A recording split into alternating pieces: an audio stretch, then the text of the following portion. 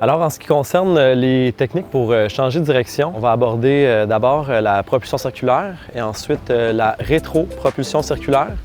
Tout d'abord, pour la propulsion circulaire, on va évoquer la technique en 3 points. Le premier point à comprendre et probablement le plus important, c'est d'avoir le manche de la pagaie dans une orientation qui est à l'horizontale. Donc, c'est super important pour favoriser un virage latéral de baisser l'olive, prendre le manche à l'horizontale. Ça va vraiment favoriser un mouvement latéral de la planche.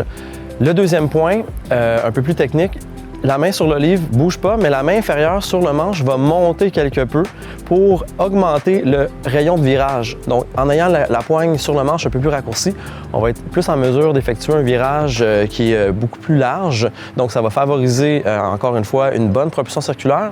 Et le troisième point, il est important de comprendre que pour avoir une propulsion circulaire efficace, on doit commencer la technique au nez de la planche, effectuer un grand virage dans un rayon de 180 degrés jusqu'à l'arrière de la planche, donc du nez de la planche jusqu'à la queue de la planche. De cette façon-là, on va vraiment avoir une bonne propulsion circulaire sur le côté. Donc, en 3 points, le manche à l'horizontale, la poigne sur le manche un peu écourtée et le rayon de virage à 180 degrés. On peut aussi employer la technique de la rétro-propulsion circulaire. On doit commencer la technique à l'arrière de la planche, effectuer un grand rayon de 180 degrés jusqu'au nez de la planche, tout en ayant encore une fois la poigne sur le manche un peu écourtée pour augmenter la portée latérale. Généralement parlant, cette technique-là est plus employée chez les débutants parce qu'elle semble plus facile à première vue, puisqu'on a l'aileron qui va agir comme point de pivot. Donc, c'est sûr que faire une rétropropulsion circulaire, on effectue un virage efficace. Par contre, dans l'optique de faire une rétropropulsion circulaire, c'est qu'on va se diriger vers quelque chose qui est derrière nous, à ne pas utiliser à outrance. Donc, souvent, ça va vous ralentir ou en fait vous freiner. Donc, si vous voulez vous diriger vers quelque chose qui est devant vous, je vais la majorité du temps vous conseiller d'utiliser la propulsion circulaire pour continuer votre progression vers l'avant. Par contre, si vous voulez faire un virage vers quelque chose qui est derrière vous, comme j'ai mentionné précédemment, une rétropropulsion circulaire, c'est le bon choix. Alors ensuite, en termes de changement de direction, on va maintenant aborder une manœuvre. Donc, l'enchaînement de 2 ou plusieurs techniques est considéré comme une manœuvre.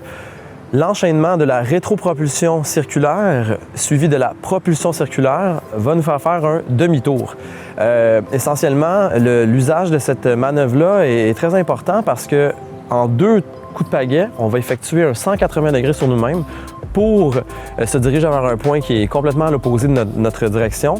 Souvent, dans des conditions venteuses, on peut utiliser cette technique-là et ça va être beaucoup plus efficace que d'effectuer plusieurs propulsions circulaires pour effectuer, encore une fois, un demi-tour. Lors de la fin de la rétropropulsion circulaire, ne pas oublier de tourner la pale de la pagaie pour toujours utiliser la face propulsive, surtout lors de la propulsion circulaire en fin de manœuvre. Donc, essentiellement, on commence la manœuvre avec la pagaie à l'arrière, on effectue une rétropropulsion circulaire complète, on tourne la pale et on poursuit de l'autre côté de la planche avec la propulsion circulaire. Et c'est ce qui effectue un demi-tour. Donc, en somme, pour les 2 techniques de changement de direction, on doit comprendre qu'on utilise la rétropropulsion circulaire lorsqu'on effectue un virage vers un point qui est essentiellement derrière nous et on utilise la propulsion circulaire lorsqu'on veut faire un virage vers un point qui est devant nous.